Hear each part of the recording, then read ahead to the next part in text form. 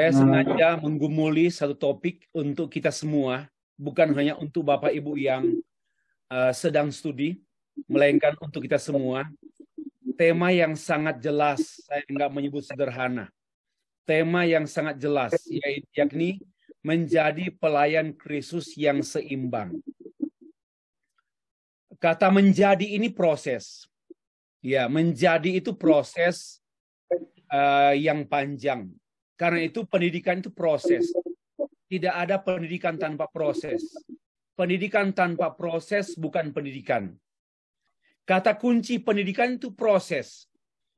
Ya, proses kita masuk, lalu belajar sampai tuntas, dan kita keluar atau diwisuda atau selesai. Itu proses. Nah, menjadi pelayan Kristus adalah proses yang panjang dan prosesnya berat karena berkaitan erat dengan Kristus. Beratnya bukan karena pendidikannya, beratnya bukan karena pendidiknya, melainkan karena Kristus.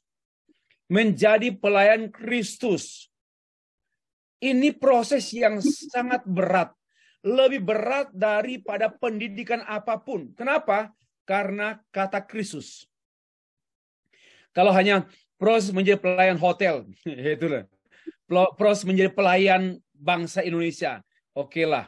Tapi ini proses menjadi pelayan Kristus yang seimbang.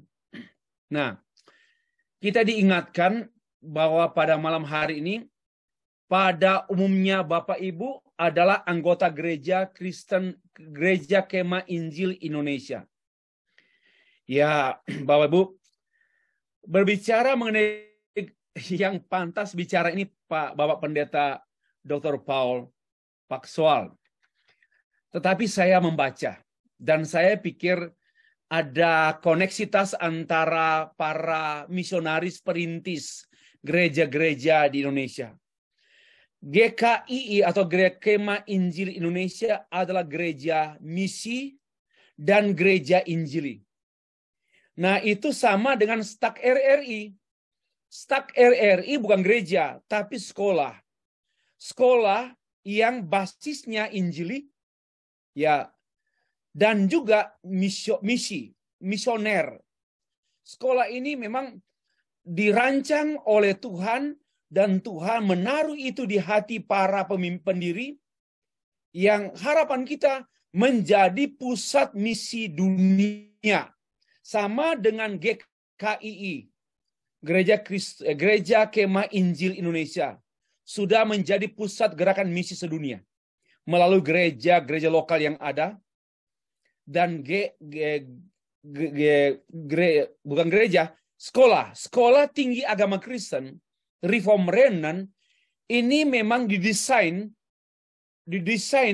untuk menjadi pusat sekolah, pusat misi, gerakan misi. Dan kita ditantang untuk mengutus misionaris lintas pulau dan lintas bangsa. Jadi ada titik temu antara GKII sebagai satu gereja denominasional dan dengan sekolah Kristen agama Kristen, sekolah tinggi agama Kristen Reform Remnant International. Kesamaannya pada misinya dan pada evangelikalnya. Karena itu saya begitu ringan menyampaikan penjelasan kebenaran firman Tuhan. Kenapa? Karena di kandang sendiri, yaitu kandang evangelikal dan kandang misioner. Topik menjadi pelayan Kristus yang seimbang. Saya sudah jelaskan tadi. Menjadi itu proses yang tidak akan pernah berhenti. Selesai S1, belum selesai. Saya tidak mengatakan lanjut S2, tapi selesai S3 pun tidak pernah selesai. Tidak pernah berakhir. Kenapa? Proses becoming menjadi pelayan Kristus yang seimbang itu proses semasa hidup, sepanjang hidup kita. Nah, dalam setting ibadah kampus STAK Reform Remnant International, Bapak Ibu saya beritahu ya, Reform ini menegaskan mengenai spirit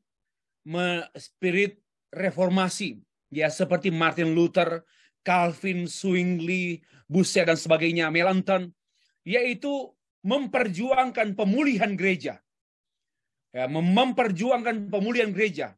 Ia menegaskan pada masa abad 16, gereja dikotori oleh pemimpin-pemimpin gereja karena praktek-praktek amoralitas bergereja yang tumbuh dari ajaran-ajaran yang timpang dari gereja. Lalu dikembalikan oleh para reformator. Itulah maknanya reform atau reformation.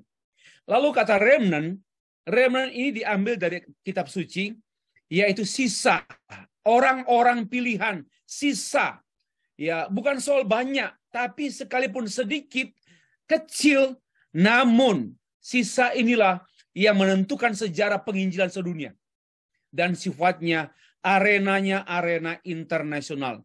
That's the meaning, arti daripada nama sekolah. Dan sekolah kita ini bermitra dekat dengan satu lembaga besar di Korea, presbyterial juga, reform, khususnya Mission First Church. Ya, dan kami bersama-sama memulai sekolah ini. Demikianlah. Mari kita membahas tentang menjadi pelayan Kristus yang seimbang. Keseimbangan itu antara karya dan kehidupan. Kalau life ini bisa personality bisa. Life itu bisa karakter, bisa kepribadian, personality, dan bisa juga menyangkut cara pikir. Ya, cara hidup. Lalu works ini bisa pelayanan, bisa studi, bisa karya-karya apapun. Ada keseimbangan antara karya dan kehidupan, dan personality, dan karakter. Nah, bahaya tidak seimbang, yakni jatuh atau menjatuhkan. Bahaya ketidakseimbangan. Ya, yang pertama, yang tidak seimbang, pelayan yang tidak seimbang pasti jatuh. Ya, kalau jatuh bangkit lagi lah. Masih ada anugerah. Lalu jatuh, dan bahayanya menjatuhkan orang-orang yang dilayani. Karena itu kata keseimbangan sangat penting untuk kita kaji atau kita bahas pada ibadah kita malam hari ini. Bahaya ketidakseimbangan yaitu jatuh dan menjatuhkan. Nah, kita akan membaca 1 Timotius pasal 4 ayat 11 sampai 16. Demikian firman Tuhan. Beritakanlah dan ajarkanlah semuanya itu. Jangan seorang pun menganggap engkau rendah karena engkau muda. Jadilah teladan bagi orang-orang percaya dalam perkataanmu, dalam tingkah lakumu, dalam kasihmu, dalam kesetiaanmu, dan dalam kesucianmu. Sementara itu sampai aku datang, bertekunlah dalam membaca kitab-kitab suci. Membaca. 2, membangun. Nanti saya jelaskan. Yang ketiga, mengajar. Membaca, membangun, mengajar. Membaca kitab suci. Biblikum. Membangun. Teologikum. Mengajar. Didaktikum. Nah, itu Pak Eliezer pasti sudah akrab dengan kata itu. Oke. Lalu ayat yang ke-14. Jangan lalai dalam mempergunakan karunia yang ada padamu, yang telah diberikan kepadamu oleh nubuat dan dengan penumpangan tangan sidang penatua. Ya, ini diteguhkan oleh gereja. Ayat 15. Perhatikanlah semuanya itu, hiduplah di dalamnya supaya kemajuanmu nyata kepada semua orang. Ini bukan pamer. Kemajuanmu nyata kepada semua orang bukan pamer, melainkan dapat dipertanggungjawabkan oleh orang. Orang menyaksikan teruji. Itulah artinya. Ayat yang ke-16. Awasilah dirimu sendiri dan awasilah ajaranmu. Bertekunlah dalam mengawasi dirimu sendiri dan bertekunlah dalam mengawasi ajaranmu. Karena dengan berbuat demikian, engkau tidak hanya menyelamatkan dirimu sendiri, melainkan semua orang yang mendengar engkau. Semua orang yang engkau ajar, semua orang yang engkau gembalakan, semua orang yang engkau injili, semua orang yang olehnya Injil diberitakan. Bapak-Ibu sekalian, amin. Nah, saya mengajak kita secara singkat mencermati garis besar khotbah, pendahuluan, kemudian latar belakang keseimbangan, dan yang ketiga pentingnya keseimbangan, yang keempat pengertian mengenai keseimbangan, yang kelima cara pikir dan cara hidup dalam keseimbangan, dan tentu penutup. Kita mulai yang pertama, pendahuluan. Masalah dunia, Bapak Ibu, bukan masalah gempa bumi, bukan masalah krisis krisis sumber-sumber alam makin menipis. Masalah dunia bukan masalah perang. Masalah dunia bukan masalah bencana alam. Tapi masalah dunia sesungguhnya adalah masalah pemimpin. Masalah pelayan. Pemimpin sama dengan pelayan. Masalah dunia ini adalah masalah pelayan. Apakah pemimpin-pemimpin itu dapat berperan sebagai pemimpin yang bertanggung jawab? Apakah pelayan-pelayan itu adalah pelayan-pelayan yang bertanggung jawab atau tidak? Kalau tidak, kenapa? Karena tidak seimbang. Maka itu masalah dunia ini adalah masalah pemimpin dan atau pelayan yang tidak seimbang. Tidak seimbang dalam hal apa? Khususnya antara kepribadian dan kompetensi. Ada pemimpin yang baik karakternya, tapi tidak berkompetensi. Khotbahnya tidak ada power, khotbahnya mengulang-ulang, tidak ada sesuatu kebaharuan, atau khotbahnya powerful, tapi kepribadiannya sangat-sangat menyakitkan dan menyedihkan. Not balance, tidak seimbang.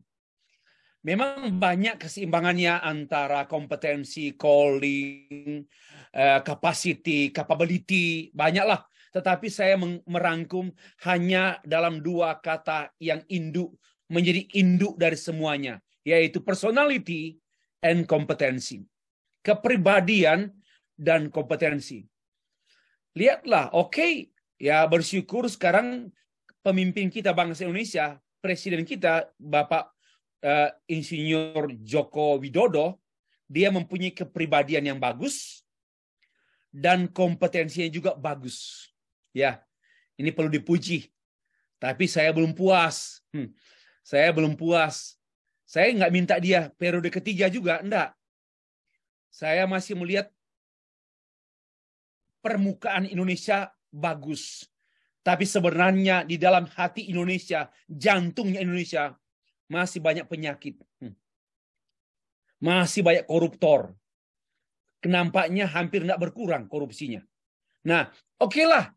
Tapi bagaimanapun pribadi Pak Jokowi, good person, and he has kompetensi. Dia mempunyai kompetensi. Good ya, ini dua. Nah, yang kedua, masalah gereja itu sama juga. Bukan masalah anggaran dasar yang kurang ini itu. Bukan masalah kekurangan dana. Gereja bukan masalah kekurangan dana. Bukan masalah kekurangan pemimpin. Tetapi masalah gereja adalah sama. Masalah pemimpin, masalah pelayan. Apanya? Tidak seimbang. Pemimpin yang tidak seimbang sama juga antara kepribadian dan kompetensi. Jadi problem dunia ini memiliki paralelisme problem dengan masalah gereja, yaitu masalah leader, masalah pemimpin, masalah pelayan, yaitu apa? Tidak seimbang antara kepribadian pelayan dan kompetensi pelayan. Ada yang berkompetensi dalam kinerja, dalam kerja, tapi inkompeten dalam kepribadian, nggak jujur. Ya, Kepribadian itu menyangkut kejujuran, integritas. Integritasnya lemah, prestasinya banyak. Ini bagi saya ini palsu. Dan biasanya sementara lagi kesandung, hancur, jatuh dan hancur. Nah, berbicara mengenai menjadi pelayan Kristus yang seimbang. Ya, menjadi pelayan Kristus yang seimbang. Inilah harapan, saya pikir ini harapan semua gereja, semua gembala sidang, mengharapkan jemaatnya seimbang. Supaya nggak jatuh-jatuh terus. Kalau dulu sering jatuh, makin berkurang dong jatuhnya. Dan akhirnya jarang jatuh. Dan akhirnya hampir jatuh. Begitu loh. Ya, saya pikir gembala sidang berpikir demikian untuk jemaatnya. Demikian pula halnya pemikiran pemimpin sekolah, dosen-dosen, guru-guru untuk siswa atau untuk mahasiswanya. Ya kalau dahulu sering jatuh. Melalui proses menjadi makin berkurang jatuhnya. Akhirnya makin jarang jatuh. Kemudian hampir jatuh. Itulah. Nah, Rasul Paulus menulis surat pengembalaan kepada Timotius, teks yang kita baca tadi. Dan dia menyiapkan dan bahkan memperingatkan Timotius yang masih sangat muda. Sebagai hamba Tuhan yang masih sangat muda. Dan itu merupakan istilah-istilah yang sudah diketahui oleh banyak orang bahwa Timotius itu masih sangat muda. Ya,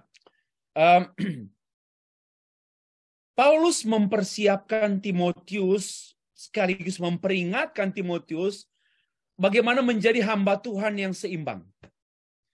Seimbang karena itu dia tegaskan dengan kalimat awasilah dirimu Tim dan awasilah ajaranmu Tim Timotius. Nah, kata awasilah dirimu dan ajaranmu, dirimu itu personality, kepribadian. Itu menyangkut apa? Menyangkut karakter. Dan karakter itu kata kuncinya integrity. Kata kunci karakter itu integrity. Ya. Lalu moralitas. Serta kalau disimpulkan dengan kata keren, cara hidup. Ya, cara hidup. Jadi dirimu itu menyangkut kehidupan. Sedangkan ajaranmu itu bicara soal pandangan, pendapat. Dan itu menyangkut cara pikir. Itulah pelayanan. Ya, atau pengajaran. Kehidupan pengajaran, kehidupan pelayanan. Ada balance, keseimbangan antara cara hidup dan cara pikir. Itu must be balance. Cara hidup dan cara pikir. Dan saya yakin, cara pikir mestinya terungkap pada cara hidup. Cara hidup merupakan manifestasi daripada cara pikir. Mestinya demikian. Ya, mestinya demikian. Cara hidup Kristus merupakan cara pikir Kristus. Cara pelayanan Kristus terungkap pada cara pikir Kristus. Dan mestinya demikian menjadi pelayan Kristus yang seimbang, yaitu pelayan yang memiliki cara pikir Kristus dan cara hidup Kristus. Itulah artinya. Cara pikir Kristus, bukan mindset. Mindset masih rendah, masih di bawah cara pikir. Ya, cara pikir masih di bawah cara pandang, worldview. Christ worldview. Lalu menjadi cara pikir Kristus. Wah, memang yang sesungguhnya itu cara pandang Kristus. Atau Christ worldview. Lalu menjadi cara hidup Kristus. Ya, dan terungkap pada gaya hidup Kristus. Lifestyle Kristus. Nah, inilah yang dimasukkan dengan keseimbangan antara dirimu dan ajaranmu. Bapak Ibu yang dikasihi Tuhan, kita melangkah pada poin kedua, latar belakang. Tadi ini barulah ya pendahuluan ya. Sekarang latar belakang. Paulus oleh pimpinan Roh Kudus mencermati adanya gejala yang sedang terjadi di lingkungan gereja yang dia layani. Yaitu munculnya orang-orang yang ditulis dalam ayat 1, yaitu orang yang murtad. Orang yang murtad. Mari kita buka Alkitab, Bapak Ibu sekalian. 1 Timotius pasal 4 ayat 1. Tetapi Roh dengan tegas mengatakan bahwa waktu kemudian ada orang yang akan murtad, lalu mengikuti roh-roh penyesat dan ajaran setan-setan. Ya.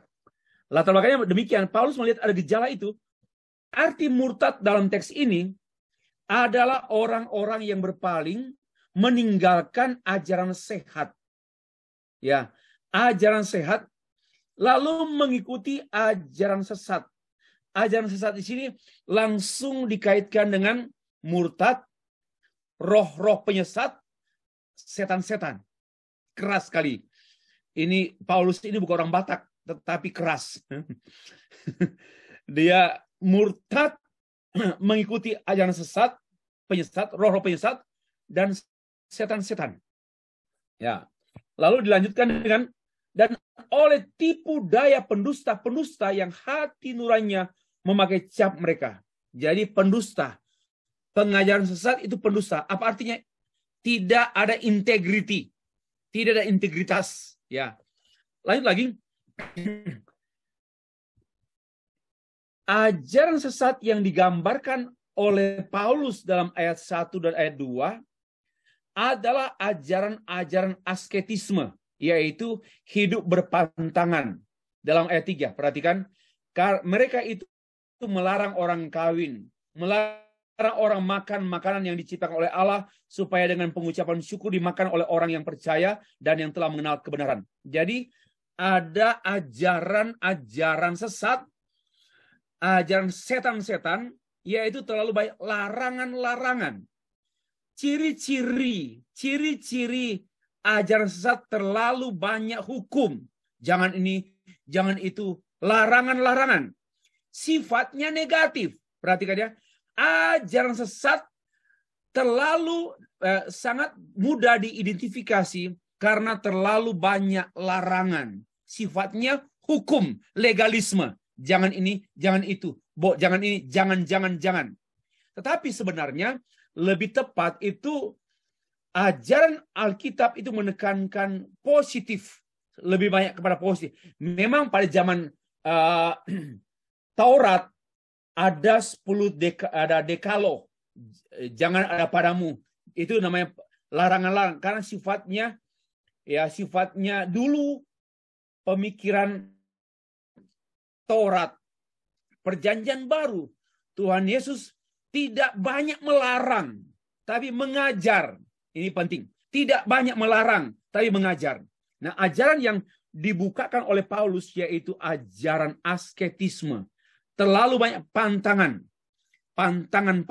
Nah, dari gambaran Paulus ini maka terungkaplah bahwa ajaran sesat pasti diikuti dengan cara hidup sesat. Ajaran sesat ini kan mengenai doktrin sesat, lalu awasilah ajaranmu, awasilah hidupmu.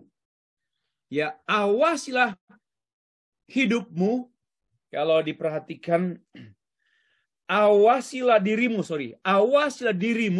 itu menyangkut cara hidup. Dan awasilah ajaranmu. Tidak bisa dipisahkan Bapak Ibu antara cara hidup sesat dan ajaran sesat. Nah, cara untuk mengidentifikasi ajaran sesat itu nampak pada cara hidup sesat yang dibukakan oleh Paulus. Nah, inilah latar belakang. Karena itu Paulus menekankan pentingnya keseimbangan. Ya, pentingnya keseimbangan. Mari kita perhatikan dalam ayat yang ke-6 sampai 15. Khususnya setelah Paulus menjelaskan mengenai ajaran sesat dalam ayat 1 sampai 3, kemudian Paulus memberikan sejumlah instruksi atau petunjuk. Di antaranya Jauhilah tahyul. Latihlah dirimu beribadah. Beritakanlah firman, ajarkanlah. Itu ayat 8. Kemudian jadilah teladan, instruksi-instruksi. Dan bertekunlah membaca kitab suci dan sebagainya. Akhirnya, perhatian, akhirnya Paulus meringkas atau merangkum instruksi tadi dengan satu kalimat warning. Ya, awasilah dirimu dan awasilah ajaranmu. Karena menyangkut jauhilah tahyul itu ajaran, latihlah dirimu itu menyangkut dirimu. Latihlah dirimu beribadah itu awasilah dirimu. Jauhilah tahyul artinya awasilah ajaranmu. Beritakanlah ajarannya dan jadilah teladan dirimu. Serta bertekunlah membaca kitab suci, itu awasilah ajaranmu. Jadi Paulus merangkum dengan satu warning, peringatan. Awasilah dirimu dan awasilah ajaranmu. Pengertian keseimbangan. Poin yang keempat. Keseimbangan. Dari kata Yunani, epece, kata dasarnya epeso, yang diartikan secara luas, demikian. 1. Awasilah artinya, berikanlah perhatian yang serius pada dirimu sendiri dan ajaranmu. Please, be serious with your personality, with your person, and with your teaching. Paulus mengajak untuk memberi perhatian serius kepada diri kita. Hati-hati. Bapak Ibu, saya nggak suka mendengar orang berdoa begini. Sebelum kita kuliah, memulai perkuliahan, mari kita berdoa. Tuhan, kami akan belajar dan kami berdoa, Tuhan tolong supaya pelajaran ini berguna untuk pelayanan kami. Itu kampungan betul. Itu tidak benar itu. Yang paling mendasar itu berguna untuk diriku yang dibentuk Tuhan. Yang saya dengar sebenarnya nggak salah juga lah, tetapi meleset. Itu mungkin lebih tepat meleset. Dalam perkuliahan saya sudah mau 30 tahun jadi dosen, 30 tahun lebih lah. Yang saya dengar mahasiswa, Tuhan kami berdoa biarlah mata kuliah yang kami peroleh pada pagi hari ini berguna untuk pelayanan kami supaya banyak orang datang pada Tuhan. Bagi saya minta maaf, meleset. Ya, lebih tepat doanya meleset. Kenapa? Awasi dirimu dan ajaranmu. Maka perhatian kita kepada kita semua yang sedang studi S1, S2, S3, jangan studi hanya untuk pelayanan. Bahaya sekali. Studi untuk diri sendiri dibentuk, diproses oleh Tuhan. Itu yang bagi saya the main point of learning process. Jangan berpikir menjadi sinterklas. Saya studi untuk kalian. Saya studi untuk jemaat. Bagi saya meleset. Studi bukan untuk jemaat. Studi bukan untuk dunia. Studi yang pertama untuk diri sendiri. Dibedah oleh Tuhan. Diperiksa oleh Tuhan. Diluruskan oleh Tuhan. Diisi oleh Tuhan. Itulah. Awaslah, perhatikanlah serius dirimu dan ajaranmu. Jangan abaikan. 2. Awasilah artinya amatilah dirimu. Tolong ambil pembesar, mikroskop. Lihatlah dirimu sendiri. Itulah pendidikan. Pendidikan. Jangan jadi ahli Taurat. Saya belajar untuk mengajar mereka. Ya, saya belajar untuk mengajar mereka. Itu tidak salah, tapi tidak mendasar dalam learning process. Yang sesungguhnya, mari kita amati diri kita. Ya, dengan serius, dengan intens, dan konstan. Ya, mulai dari saat sampai akhir.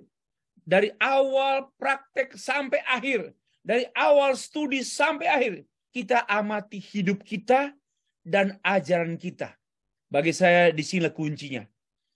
Ya, bagi saya di sini kuncinya. Jangan langsung semata-mata menjadi pahlawan, saya di sini untuk mereka. Saya di sini. Ya, itu belum waktunya. Dan bagi saya yang mendasar, yaitu saya harus membuka diri kepada Tuhan dulu. Jangan membuka diri orang lain, tapi buka diri kita, siap dibedah, siap diluruskan, siap sakit, Bapak Ibu. Pendidikan itu sakit. Pendidikan itu berat karena diproses Tuhan. Kalau kita belajar tidak ada apa-apa, hanya lelah saja, hanya capek buat paper, ngetik, bagi saya, mohon maaf ya, tidak mencapai tujuan pendidikan. Pendidikan itu satu proses Tuhan mengiris, Tuhan memotong, Tuhan membersihkan, dan memang tidak enak untuk menjadi pelayan Kristus yang seimbang. Karena itu tidak ada konsep dalam sekolah teologi, khususnya seminari ya. Seminari itu tempat pengemblengan. Dan memang proses Tuhan memurnikan, membersihkan, meluruskan, mengisi. Itulah namanya School of Theology. Bapak Ibu yang dikasih Tuhan. Lanjut yang ketiga. Awasilah dirimu, artinya waspadailah dirimu sendiri dan waspadailah ajaranmu. Itu dari kata apeso. Ya, waspadailah dirimu sendiri. Dan memang menurut saya yang kita perlu waspadai yang utama dan yang pertama, kita harus waspadai diri kita sendiri. Dan kita harus waspadai ajaran saya sendiri. Apa artinya? Kita harus terus terbuka, humble. Please Lord, please periksa saya. Periksa ajaranku. Periksa hidupku. Dan itulah pendidikan yang sejati. Pendidikan yang sesungguhnya. Periksa diri. Dan kita harus terus mewaspadai diri sendiri. Jangan-jangan saya sudah bengkok. Jangan-jangan ajaranku sudah miring. Jangan-jangan cara pikirku bukan cara pikir Kristus. Tapi cara pikir spiritus. Jangan-jangan. Itu harus diwaspadai. Nah, karena ancaman atau bahaya terbesar bagi diri kita adalah diri kita sendiri dan ajaran kita sendiri. Ini sudah diketahui oleh semua orang. Bukan hal yang baru. Bahaya terbesar bagi orang-orang yang kita layani ialah diri kita sendiri. Ini yang mungkin masih terkategori baru. Tapi yang di atas ini sudah lama. Sudah biasa orang tahu. Tapi yang di bawah ini mungkin masih sedikit orang yang tahu. Bahaya terbesar bagi orang-orang yang kita layani, jemaat yang kita layani, bukan jemaatnya, bukan orang luar, bukan majelis gereja, tapi kita sendiri. Bahaya besar bagi staf RRI bukan mahasiswanya, dosennya. Ya, dosennya. Bahaya besar. Mahasiswa kan seperti domba, dibantai pun tidak apa-apa. Amin. Haleluya, haleluya. Ya. Tapi bahaya terbesar di kampus staf RRI itu yaitu dosennya. Ya. Maka itu waspadalah dirimu dan ajaranmu. Yang keempat, awaslah dirimu artinya periksalah dirimu, periksalah secara terus-menerus dan konsisten. Bapak Ibu, ini pun menjadi doa saya. Bagaimana bisa bertahan melayani sampai usia lanjut dan tidak mengalami kemerosotan kualitas. Bagaimana melayani Tuhan dan melayani jemaatnya. Bagi saya, yang saya perlu perhatikan itu bagaimana konsisten dalam pelayanan. Yaitu tetap menyala-nyala. Tetap berapi-api. Tetap berimpact. Jangan jatuh bangun. Yang perlu kita jaga yaitu bagaimana kualitas khotbah kita dari hari ini sampai mati nanti, sampai akhir hidup, kualitas khotbah tetap bahkan develop, berkembang. Nah, karena itu periksalah dirimu, periksalah ajaranmu. Ini penting sekali untuk diri saya. Ya, bagaimana si Stefri ini bisa sampai 80 tahun, insya Allah, sampai 75 tahun, 80 tahun. Kualitas ministry, kualitas hidup tidak merosot. Ya, ini challenge, ini tantangan untuk saya dan juga untuk kita semua. Dan mengapa saya mengatakan bagaimana terus mengawasi, karena ada kalimat bertekunlah dengan semuanya itu. Kata bertekun dalam apa? Bertekun dalam memeriksa diri sendiri di mata firman Tuhan. Memeriksa ajaran kita di mata Alkitab dan di mata gereja. Perlu di mata gereja. Gereja secara am. Misalnya kalau GKII, ya harus di mata gereja secara GKII. Yaitu teologi GKII. Diperiksa oleh teologi gereja GKII. Jangan seenaknya kita memeriksa teologi atau ajaran sesama berdasarkan saya atau berdasarkan gereja lain. Nggak bisa. GKII hanya diperiksa oleh Alkitab dan oleh para teolog GKI dan oleh anggaran dasar oleh teologi GKI. Nggak mungkin diperiksa oleh Anglikan. Tidak mungkin diperiksa oleh GPDI. Ya, itulah oleh Alkitab firman Allah dan oleh komunitas gereja. Ya, termasuk para pemimpin-pemimpin gereja. Yang kelima, awasilah artinya jagailah dengan penuh kewaspadaan dirimu, hidupmu, pemikiranmu, pengajaranmu, khotbahmu diawasi. Maka lengkaplah sudah apa yang dimasukkan dengan kata apa yang dimasukkan dengan awasilah dirimu dan awasilah ajaranmu. Bapak Ibu sekalian, secara khusus saya mau tekankan istilah awasilah dirimu. Diri ini bicara soal totalitas diri. Yang hati. Itu berkenaan dengan karakter, mentality, moral yang saya sebut tadi, cara hidup. Sedangkan awasilah ajaranmu, didaskalia, ya, itu diartikan doktrin. Nah, itu menyangkut 3 hal. Pertama, pemahaman iman, pengakuan iman, dan pegangan iman. That's the meaning of didaskalia.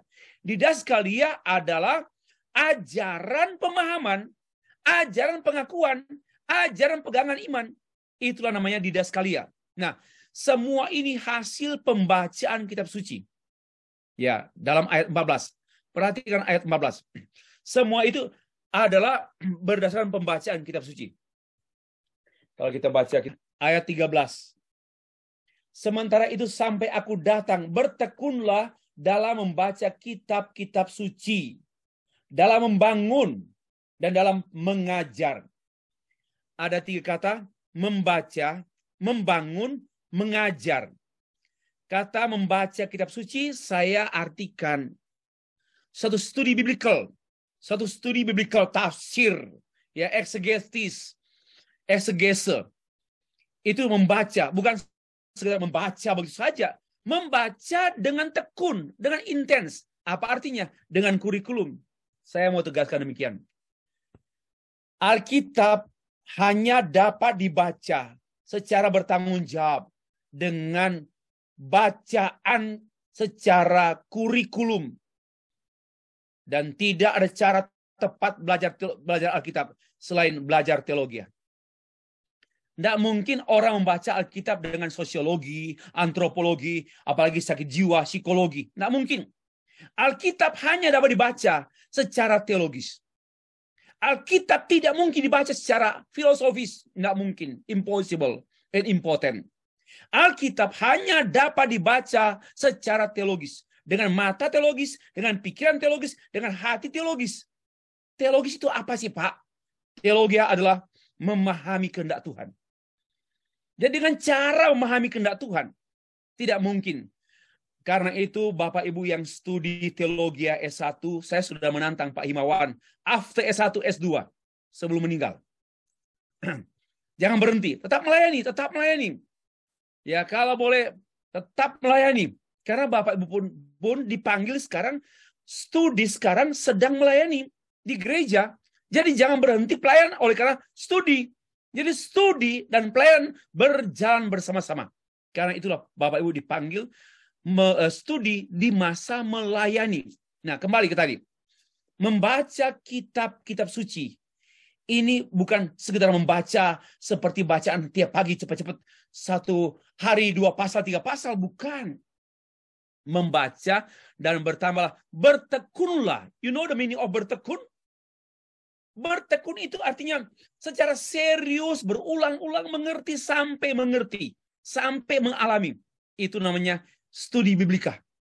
Lalu, dan dalam membangun, karena apa? Membangun ini tugasnya teologia. Membangun jemaat dengan ajaran-ajaran.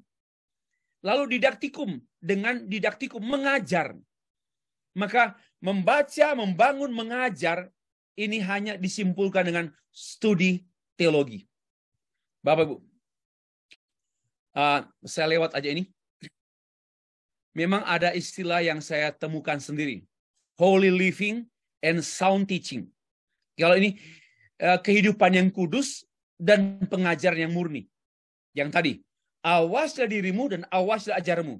Artinya holy living itu artinya awaslah dirimu, dan sound teaching artinya awasilah ajaranmu. Ya, sesungguhnya dua hal itu bukan dua hal yang berdiri sendiri, melainkan satu kesatuan. Lalu ada bertanya ini, Pak, mungkinkah ada orang yang bisa hidup benar, hidup kudus, tapi ajarannya, tapi memiliki ajaran yang, oh ini ada salah. Mungkinkah ada orang bisa hidup tidak kudus, tidak benar, namun memiliki ajaran yang benar?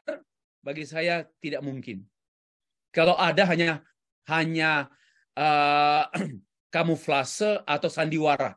Dan biasanya orang seperti ini tidak lama bertahan. Maka tidak mungkin. Atau mungkinkah ada orang bisa hidup tidak benar, tidak sehat, namun memiliki ajaran yang sehat dan ajaran yang benar? Bagi saya tidak mungkin. Ya. Tapi Pak, ada loh dia punya 2 istri, khotbahnya mantap. Nah, bagi saya itu palsu. Dua-dua ada benar itu loh. Kita harus definisikan. Pak, dia khotbahnya mantap sekali. Penuh urapan. Tapi hidupnya kurapan, Pak. Kurap-kurap itu, kotor itu. Ya, bagi saya itu tidak benar. Itu kepalsuan itu. Itu kepalsuan. Jadi tidak mungkin. Dan biasanya hal seperti itu tidak akan lama bertahan. Menurut saya ajaran yang sehat akan terungkap pada cara hidup sehat. Ini according to the Bible. Ya. Pemikiran yang sehat akan terbaca pada perilaku yang sehat. Nah, ini tambahan saja. Nah, karena itu saya menekankan perlunya pendidikan terpadu, dan asrama itu memang sangat penting. Ya, asrama itu memang sangat penting, di mana pendidikan seutuhnya di asrama. Ya, Bapak Ibu yang sudah bukan terlanjur, sudah senior dan ada kerinduan belajar setelah berusia 40 tahun, 50 tahun, 60 tahun. Ya, bagi saya dunia ini adalah asrama, Bapak Ibu. Dunia ini. Kalau tamat SMA lalu masuk asrama, I think that's the best. Itu cara yang bagus karena pendidikan yang terpadu. Oke, yang kelima, terakhir. Cara pikir, cara hidup dalam keseimbangan. Bapak-Ibu sekalian, mari kita perhatikan ayat yang ke-11. Beritakanlah dan ajarkanlah semuanya itu. Beritakanlah dan ajarkanlah, itu ayat 11. Ini berbicara mengenai awasilah ajaranmu. Ya, kita hanya cara hidup, bagaimana cara pikir, cara hidup yang seimbang. Itu padahal pada aspek beritakanlah dan ajarkanlah. Kalau mau ditelusuri, Bapak Ibu, ini antara penginjilan seimbang dengan pengajaran. Penginjilan itu proclaiming the gospel untuk di luar gereja. Karena itu perintahkanlah. Jadi kalau kita bicara keluar, kita hanya proklamasikan. Maka dia proclaiming the gospel kepada dunia. Maka penginjilan. Lalu ke dalam pengajaran itu discipleship, pemuridan. Disinilah keseimbangan antara penginjilan dan pengajaran. Pengajaran itu kan bagian daripada pengembalaan. Penginjilan dan pengembalaan. Ayo Pak Himawan, tulis skripsi. Keseimbangan antara penginjilan dan penginjilan dan pengembalaan. Itu judul skripsi. Saya akan tagih tahun depan. 2. Oke, saya lewat saja. Yang kedua, dalam ayat 12, jangan seorang pun menganggap engkau rendah karena engkau muda. Jadilah teladan bagi orang-orang percaya dalam perkataanmu, dalam tingkah lakumu, dalam kasihmu, dalam kesetiaanmu, dan dalam kesucianmu. Hidup menjadi model. Figur. Public figure. Hamba Tuhan itu public figure. Figurnya nampak pada perkataan, tingkah lakunya, kasihnya, kesetiaan, kesucian. Inilah model. Ini berbicara apa? Berbicara mengenai pribadi. Dirimu, awasilah dirimu. Awasilah dirimu. Apakah dirimu menjadi model bagi orang-orang yang ada di sekitarmu? Atau hanya menjadi modal? Hanya modal. Tapi harusnya model. To be a model. Ya. Dalam hal apa? Dalam hal perkataan, tingkah laku, kasih, kesetiaan, dan kesucian. Bukan berarti kita sudah sempurna, atau bukan berarti kita sudah tidak akan salah lagi berkata-kata. Tidak, tetapi senantiasa ada kemajuan, ada perbaikan. Keperbaikan, ada kemajuan. Ada perbaikan, ada kemajuan. Sehingga kita mengalami kemajuan. Jangan itu terus. Hari ini, hari Senin jatuhnya 7 kali. Selasa pun 7 kali jatuh. Ya, Rabu pun 7 kali jatuh. Kamis pun 7 kali jatuh. Jumat pun 7 kali jatuh. Sampai hari Minggu pun 7 kali jatuh. Nggak ada kemajuan. Ya, nggak ada kemajuan. Kalau boleh hari Senin jatuh 7 kali. Selasa 5 kali. Rabu tinggal 2 kali. Kamis tinggal 1 kali. Ya, Jumat tinggal sekali-sekali. Ini hanya analogi ya, Bapak jangan salah paham ya. Ini analogi. Hari Minggu hampir jatuh, gitu loh. Ini analogi kemajuan gitu. Tapi kalau nggak ada, karena ini kan bisa terukur. Ini kan mengukur kemajuan secara kuantitatif. Ini bisa diukur. Karena seperti analogi yang saya kemukakan tadi. Ada kemajuan. Ya, saya pikir walaupun saya bukan suami yang sempurna, saya bisa berbesar hati sedikitlah bahwa minimal sejak 32 tahun menikah ada kemajuan lah gitu. Jadi suami gitu. Ini istri saya dengar loh. Nanti dia protes saya. Enggak loh. Enggak. Lu sama aja dengan 32 tahun yang lalu. Ya saya berani aja bicara. Menurut keyakinan saya ada kemajuan lah gitu. Ada kemajuan. Minimal terukur gitu. Nah, nanti kita akan bahas sebentar ya. Nah, yang ketiga.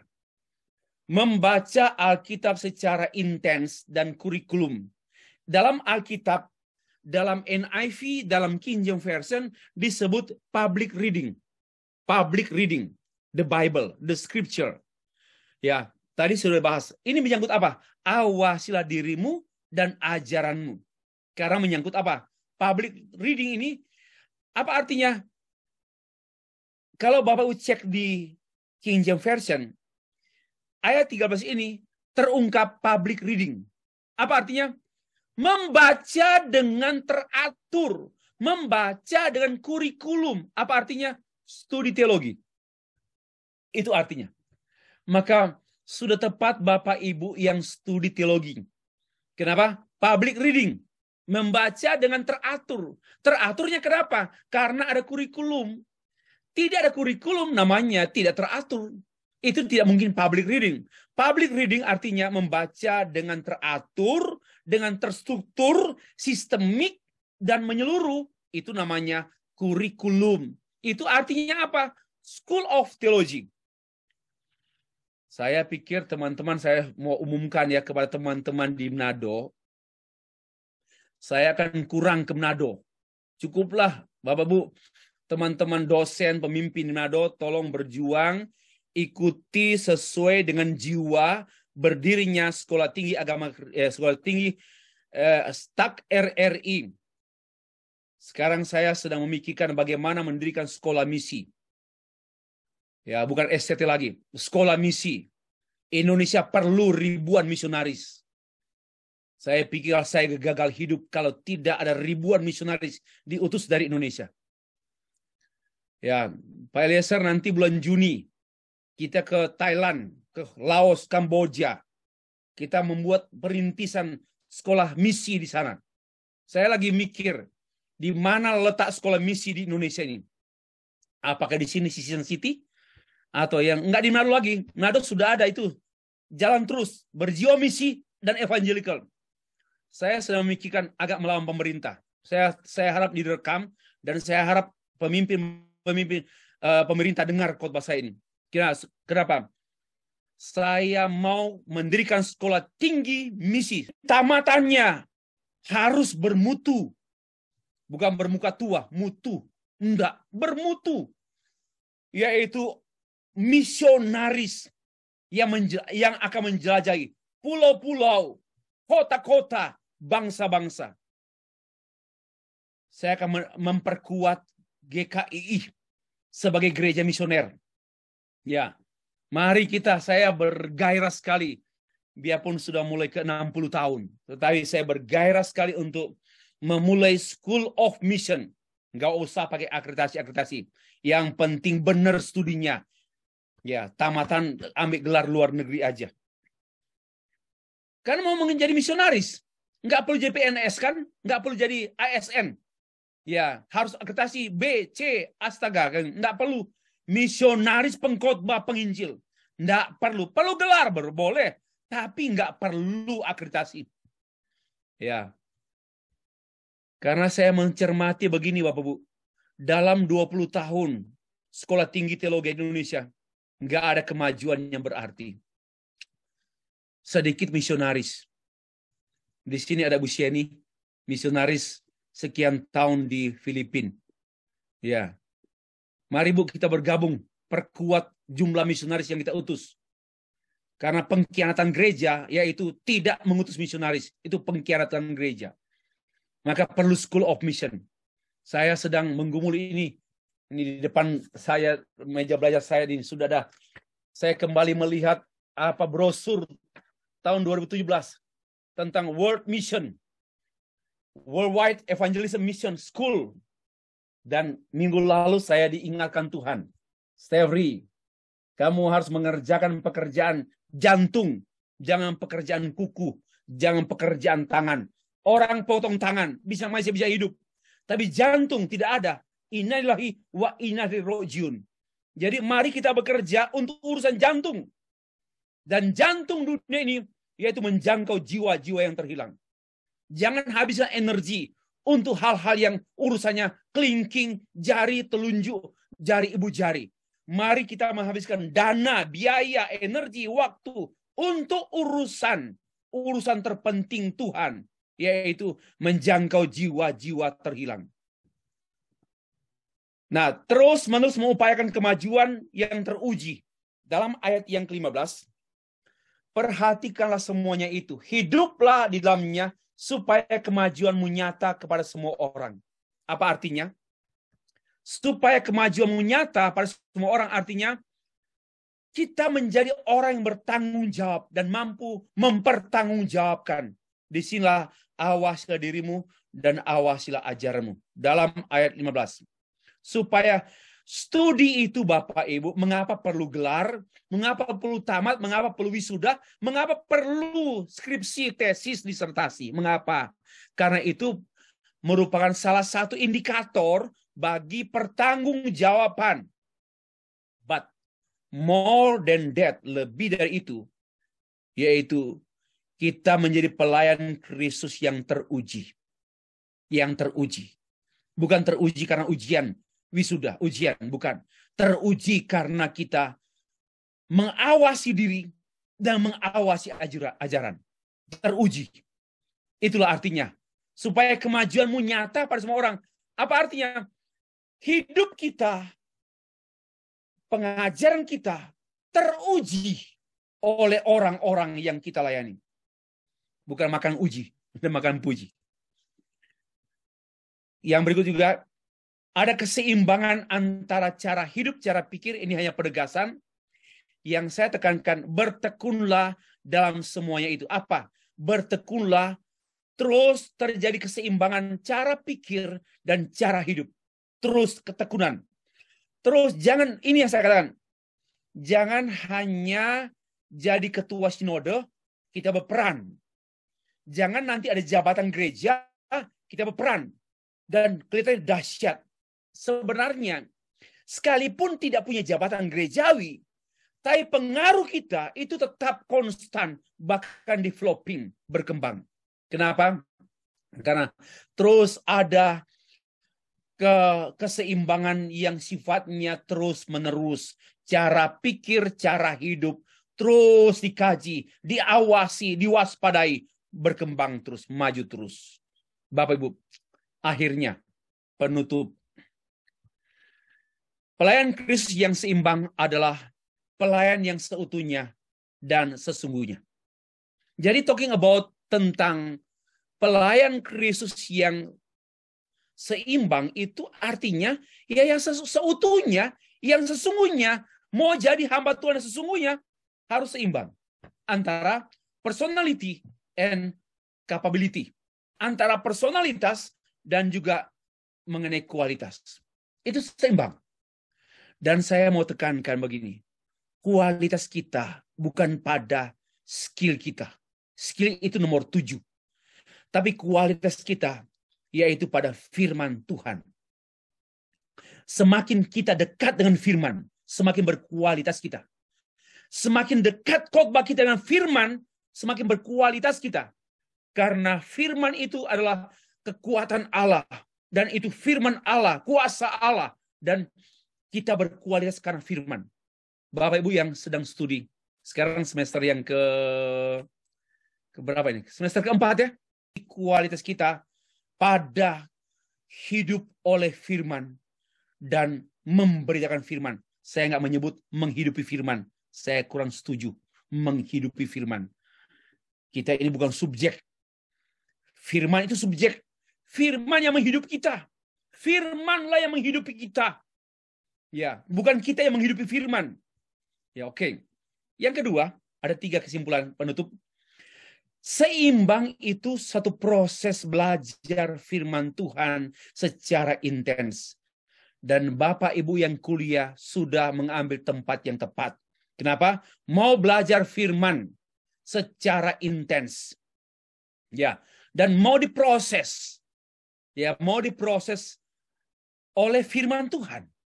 Yang diajarkan oleh karena itu dosen-dosen kalau tidak mengajarkan firman dosa. Ya, mengajar firman itulah memproses mahasiswa untuk menjadi pelayan Kristus Yesus yang seimbang. Tekankan proses. Pertanyaan saya yaitu bersediakah kita jangan diproses oleh nggak tulus. Sometimes itu ya banyak agenda, tapi diproses oleh Tuhan melalui pengalaman belajar, maka kita menjadi Tuhan yang seimbang, pelayan Kristus Yesus yang seimbang. Tuhan, tolonglah kami untuk diproses terus sebagai pelayan Kristus yang seimbang. Amin. Terima kasih.